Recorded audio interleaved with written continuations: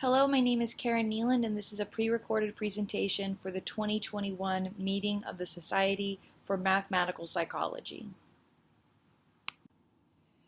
People use a variety of information when it comes to making both everyday and professional decisions. For some of these decisions, we may have the assistance of an automated recommender system. Prior research has suggested that when people are provided with these recommender systems, they often rely on the automation alone. This over-reliance on the automation can have negative consequences in terms of performance when the aid fails. Ideally, people should use multiple sources of information to not only benefit from the recommender system, but also identify when it may be inaccurate. Several researchers have speculated that financial incentives can encourage one to be more exhaustive in their information search. Likewise, if they have more experience with the automation failures, this could lead to a decrease in reliance on the automation and therefore could lead to more exhaustive processing. The current project tests these hypotheses using a systems factorial technology approach. Briefly, SFT is a non-parametric framework to characterizing how people process multiple sources of information. In this project, we will focus on the use of the survivor interaction contrast, which distinguishes parallel and serial, exhaustive and limited processing by taking a contrast of survivor functions from factorially manipulated conditions to process each source of information as either faster or slower. The remaining SIC function is then compared to characteristic functions of different processing architectures and stopping rule systems, shown here on the right. 42 participants completed an online speeded length judgment task with a reliable but imperfect aid. The automated aid's recommendation was presented as a color cue with red being long and yellow being short. The top 10% of performers received an additional bonus payment. Participants were either told about this bonus payment before or after they completed the experiment, and they also either experienced the imperfect or the perfect aid during training. As mentioned previously, we have to selectively manipulate each source of information to be either processed faster or slower.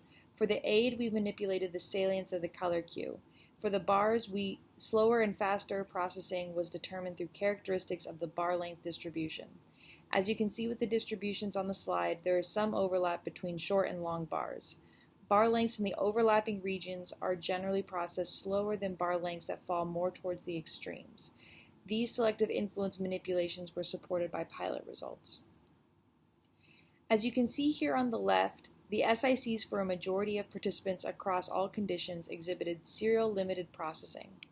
To get a better sense of whether participants are relying solely on the automation, we ran a series of Bayesian logistic regression models at the individual level using the bar length categorization and/or the automation's response as predictors of the participants' response. We then computed Bayes factors to compare the likelihoods of the single source model to the combined source model. In general, the combined source model was more likely than either of the single source models. In other words, both the automation's response and the bar length categorization was predictive of the participant's response, more so than either source individually. How can this be if people are adopting a serial limited process?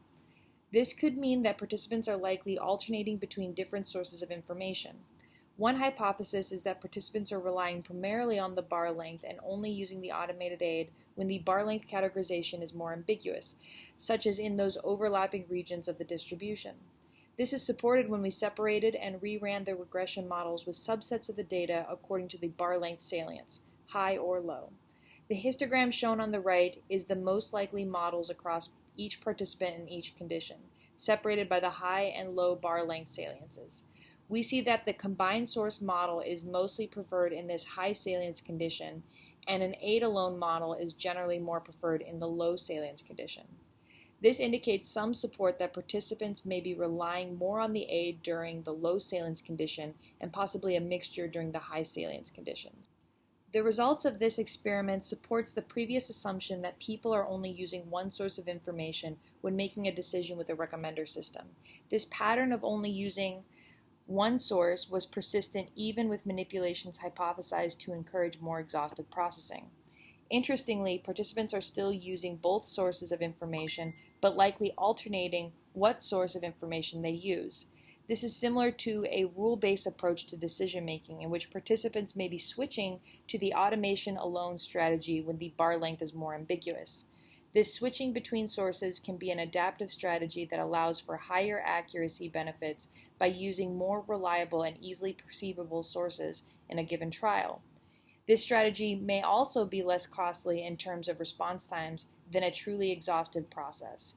For future directions, we intend to look at the effects of display design to encourage parallel processing of information and further investigate factors that influence information switching behaviors. Thank you.